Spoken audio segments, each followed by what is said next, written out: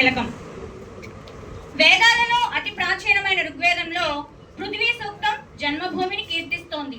రత్నాకర ధౌతపదాం హిమాలయ కిరీటినాం బ్రహ్మ రాజర్షి రత్నాఢ్యాం వందే భారత మాతరం.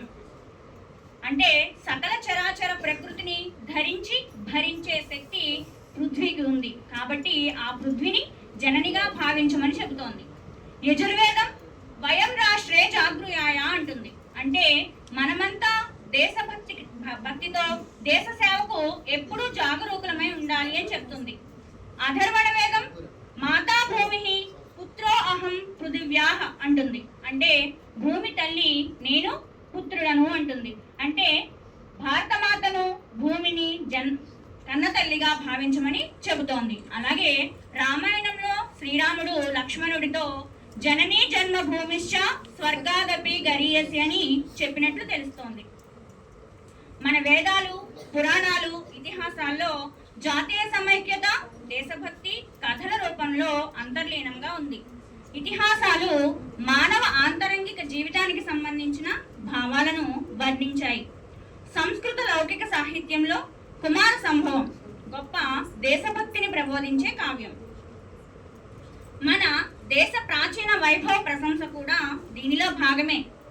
సుమారు 200 సంవత్సరాలు మన దేశాన్ని పరిపాలించిన బ్రిటిష్ వారిని పారద్రోలడానికి ఎన్నో రకాల ప్రయత్నాలు చేయాల్సి వచ్చింది. అనేక రంగాల ద్వారా వివిధ రూపాల్లో జరిగిన ప్రయత్నంలో సాహిత్య రంగం కీలక పాత్ర వహించింది. స్వాతంత్రానికి పూర్వం దేశభక్తి కవిత్వంలో అఖండ భారతమే దర్శనమిస్తుంది. అప్పటి దేశభక్తి అంటే అఖండ భారతానికి ఉద్దేశించిందే. స్వాతంత్రం వచ్చిన తర్వాత స్వాతంత్రాన్ని స్తుతిస్తూ, నాయకుల త్యాగాలను ప్రశంసిస్తూ, ఆశావహమైన భవిష్యత్తుని కాంక్షిస్తూ కవిత్వం ఎంతో మంది కవులు రాశారు. వారిలో ఏ దేశం ఎగినా ఎందుకాలిడినా, ఏ పీఠం ఎక్కినా ఎవ్వరెదురైనా, పొగడరా నీ తల్లి భూమి భారతిని అంటూ రాయప్రోలు సుబ్బారావు గారు రాసిన జన్మభూమి గేయమైన, దేశమంటే మట్టి కాదోయ్ దేశమంటే మనుషులోయ్ అంటూ రాసిన గురజాడ అప్పారావు గారు రాసిన దేశభక్తి గేయమైనా సరే అసలు సిసలైన దేశభక్తి గీతంగా భావించాల్సింది. అలాగే గుర్రం జాషువా గారు రాసిన తన ఖండకావ్యంలో ఉర్వి పుట్టక ముందు నీవుంటివేమో సకల శాస్త్ర పురాణములు చదివినావు, గొనపు సిరిగారు భాగ్యంపు సాలిని నీవు భారతాంబమణి నమస్కారమమ్మ అంటూ భరతమాత ఔన్నత్యాన్ని కీర్తించారు. చిలకమర్తి వారు ఆసువుగా చెప్పిన భరతఖండంబు చక్కని పాడియావు, హిందువులు లేగదూడలై ఏడ్చుచుండ తెల్లవారను గడుసరి గొల్లవారు పితుకుచున్నారు మూతులు బిగేగట్టి అనే పద్యం ప్రజల నాలుకలపై నాట్యం చేసింది. స్వేచ్ఛ స్వాతంత్రాల కోసం ప్రజలను సంఘటితం చేసింది. ఆంధ్ర పౌరుషాన్ని రగిలిస్తూ శ్రీ విశ్వనాథ సత్యనారాయణ గారు ప్రవచించిన గోదావరి పావనోదారవ పూరమఖిల భారతంబు నాదన్న నాడు అనే గీతం అత్యంత దేశభక్తిని తెలియజేస్తోంది.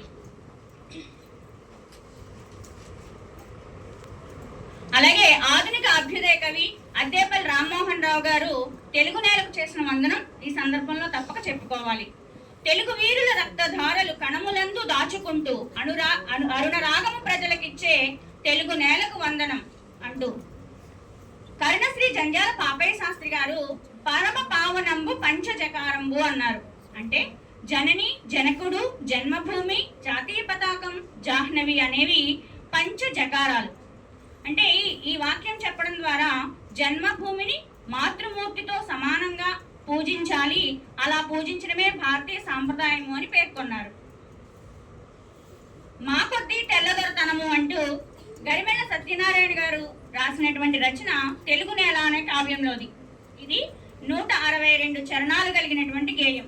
ఇందులో ఒక్కొక్క చరణం, ఒక్కొక్క పదం ఫిరంగి గుండు కంటే శక్తివంతంగా బ్రిటిష్ గుండెలకు తగిలింది. లక్షలాది ప్రజలను స్వాతంత్ర సమరయోధులుగా తీర్చిదిద్దింది.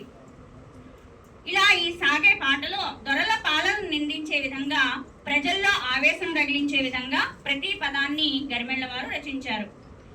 శ్రీ త్రిపురనేని రామస్వామి చౌదరి గారు దేశభక్తులు. వీరు రచించిన వీరగంధము తెచ్చినారము వీరుడెవ్వడో తెలుపుడి, పూసిపోదుము మెడను వైతము పూలదండలు భక్తితో అనే గేయం దేశమంతా కూడా మారుమ్రోగింది. జాతి జాతి పునరుజ్జీవనానికి దేశభక్తి ఎంత అవసరమో మానవత్వం కూడా అంతే అవసరం. మన వేదం 4 అక్షరాల్లో ఇచ్చే సందేశం కూడా ఇదే. మనుర్భవ అని చెప్తోంది. అంటే మనిషివి కమ్మని అర్థం. మనిషి అంటే మానవత్వం గల వ్యక్తి అని అర్థం. కాబట్టి వేదం మనిషిగా జీవించు అని చెప్తోంది. మానవత్వాన్ని నింపుకుని మనిషిగా జీవిస్తే అదే దేశ సేవ, అదే దేశభక్తి. కవిత్వం సమాజాన్ని ప్రేరేపిస్తుంది, చైతన్యపరుస్తుంది, ఉద్రేకపరుస్తుంది, ప్రజలకు దిశానిర్దేశం చేస్తుంది. జాతీయోద్యమ కాలంలో వెలువడిన విస్తృతమైన దేశభక్తి కవిత్వం ఈ లక్ష్యాన్ని సంపూర్ణంగా నెరవేర్చింది. ఇలా ఎందరో కవులు స్వాతంత్రం కోసం అక్షరాలా పరితపించారు. ప్రజలలో దేశభక్తిని కలిగించి సమైక్యపరిచారు. భరతమాతకు అక్షర తిలకం దిద్దారు. ధన్యవాదాలు.